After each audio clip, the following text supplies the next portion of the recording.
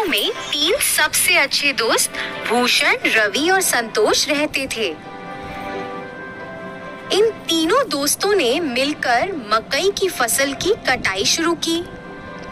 उनकी पत्नियां नाश्ते के डिब्बे के साथ रोज खेत आती थीं और अपने पतियों को खाना खिलाती थीं। तीनों किसान एक दूसरे के बहुत करीब थे, यहाँ तक कि उनकी पत्नियां भी एक दूसरे के बहुत करीब थीं।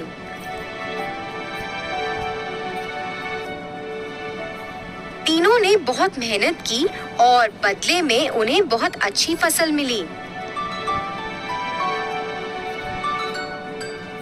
इसके साथ वे गांव के बाजार में मकई बेचने लगे।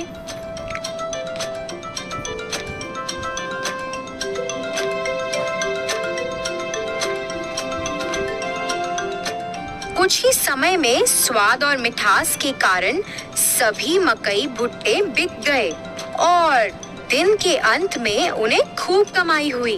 उन्हें जो भी मुनाफा मिलता था वह उस पैसे को अपनी पत्नियों को भविष्य में उपयोग के लिए दे देते थे। उन 3 दोस्तों के लिए फसल काटना, खेत में देखभाल करना। तीनों किसान अपनी दिनचर्या में व्यस्त हो गए। उनकी पत्नियां अपने दैनिक घरेलू कामों को पूरा करती थीं और एक साथ एक जगह बैठकर फिर गपशप करती थीं। फिर एक दिन रवि और संतोष की पत्नी आपस में बैठकर बातें कर रहे थे। फिर भूषण की पत्नी अपने गले में एक बहुत लंबी सोने की माला पहनकर आश्चर्यजनक तरीके से उनके पास आई। अन्य 2 महिलाएं उस लंबी सोने की माला को देखकर आकर्षित हुईं और वो भी वैसी माला खरीदना चाहती थीं। यह जानने के बाद कि भूषण की पत्नी ने अपने पति की बचत से सोने की लंबी चेन खरीदी है, उन्होंने भी अपने पतियों की बचत से सोना और साड़ी खरीदे और फिर उन्होंने ऐसा करना शुरू कर दिया।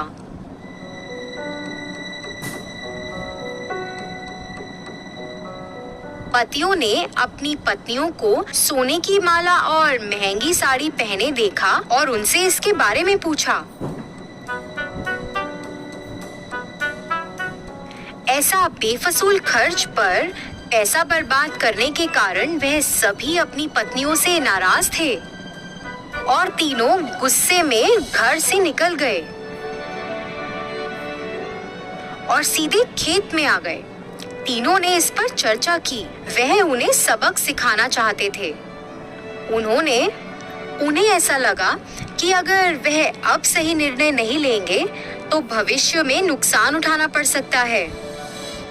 इसलिए वे एक विचार लेकर आए जो इस मामले में उनकी मदद कर सकता था। इसे लागू करने के लिए सभी घर वापस गए। हमारे भविष्य के बारे में बिना सोचे तुमने हमारी बचत को बर्बाद कर दिया। इसके बदले में तुम्हें एक व्यवसाय या नौकरी करके अपने सोने और साड़ियों के मूल्य जितना पैसा कमाना पड़ेगा।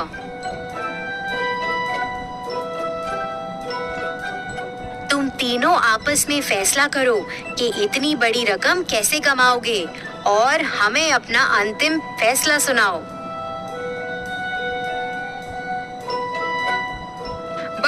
हमें बस ये बताएं कि आप तीनों कब शुरू करने जा रहे हैं। जल्दी निर्णय लो। आप महिलाओं के पास सिर्फ 30 दिन है।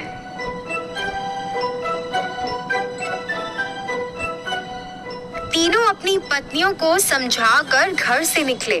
उसके बाद तीनों पत्नियां अपने सामान्य स्थान पर मिली।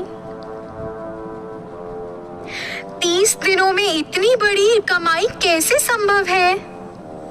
इतनी बड़ी रकम कमाने के लिए हमें ऐसा व्यवसाय शुरू करना होगा जो इस गांव में अभी तक नहीं है। यह क्या व्यवसाय हो सकता है?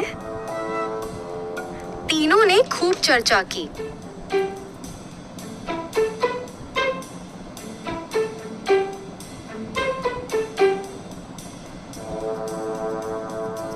अरे मेरे पास विचार है। हमारे पति से सभी भुट्टे खरीदते हैं। हम 3 प्रकार के भुट्टे बेच सकते हैं, एक कच्चे, फिर एक तले हुए और एक वो जिस पर नींबू, नमक और काली मिर्च का लेप हो। अन्य 2 महिलाएं भी भूषण की पत्नी से सहमत थी। वे तीनों अपने पतियों के पास गईं और अपने विचार के बारे में बताया। उनकी बात सुनकर तीनों किसानों ने सहमति जताई। उस दिन से उन तीनों ने बहुत मेहनत करना शुरू कर दिया, जैसा कि उन्होंने अपने पतियों से वादा किया था। उन्होंने अपनी दुकान के ठीक सामने एक बोर्ड लगाया, जिस पर लिखा था कच्चा भुट्टा 15 रुपए, तला हुआ भुट्टा 20 रुपए और तला हुआ भुट्टा नमक, नींबू और काली मिर्च के साथ 25 रुपए। एक महिला ने भुट्टे का छिलका उतारा, दूसरी ने भुट्टे को भूना और तीसरी ने भुट्टे पर नींबू, नमक और काली मिर्च का लेप लगाया। बाद में उन्होंने उसे बेचकर पैसे कमाए। हालांकि ये महंगा था, पर फिर भी लोगों ने उसे खरीदना शुरू किया। 2 दिनों में ही काफी लोग भुट्टे लेने के लिए आए। उस मीठे रसीले भुट्टे के लिए लोग लंबी कतार में खड़े होकर इंतजार कर रहे थे। दिन के अंत में उन्होंने भुट्टे बेचकर 6000 रुपए कमाए। इसी तरह से यह 30 दिनों तक जारी रहा और उन्होंने लगभग 1,80,000 रुपए कमाए। 31वें दिन वे तीनों अपने व्यवसाय से कमाए हुए पैसे लेकर अपने पतियों के पास गईं। पैसे वापस देने के बाद उन्होंने अपने पतियों से वादा किया कि वह अपने व्यवसाय को जारी रखेंगी और कड़ी मेहनत करेंगी। इसी तरह तीनों महिलाओं को पैसों और मेहनत का मूल्य पता चला। उन्हें अपनी गलती का एहसास हुआ। उन्होंने पहले की गई गलती को कभी नहीं दोहराया। उन्होंने अपने पतियों के काम में हाथ भी बटाया।